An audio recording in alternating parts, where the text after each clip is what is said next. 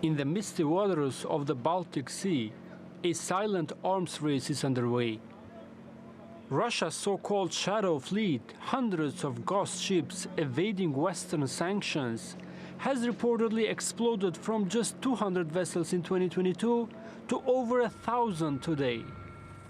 According to French President Emmanuel Macron, these aging tankers, hiding behind fake flags and turned-off trackers, are smuggling oil to bankroll Putin's war in Ukraine.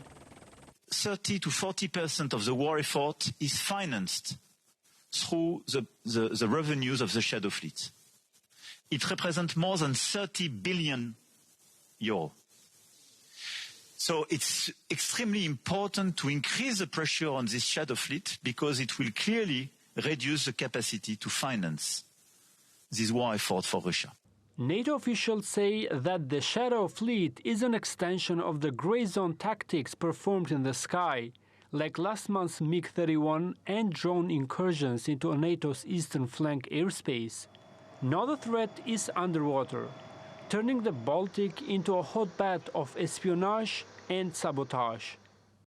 On September 28th, Germany deployed a frigate to Copenhagen as part of ongoing NATO effort to counter recent drone activity over Denmark. Earlier that month, a Russian crewed vessel was detained in the Kiel Canal, suspected of launching spy drones. And on Christmas Day in 2024, the shadow tanker Eagle S, suspected of holding Russian crude in the Gulf of Finland, sliced through the East Link 2 power cable linking Finland and Estonia and 4 telecom lines. The Russians are observing, and that's also their goal. They too want to gain insights, and they will not be interested in disrupting our operations.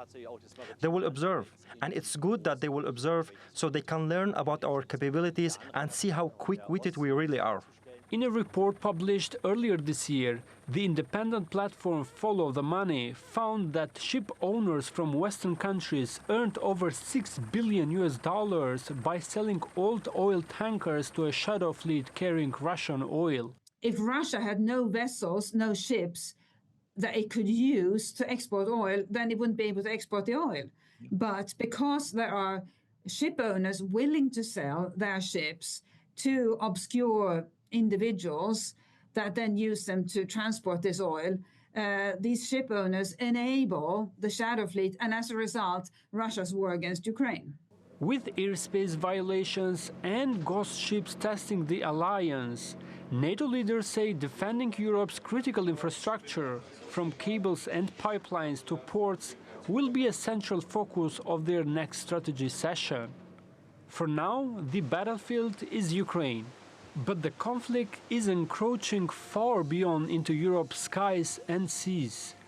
Abdulvehab Ejupi, TRT World.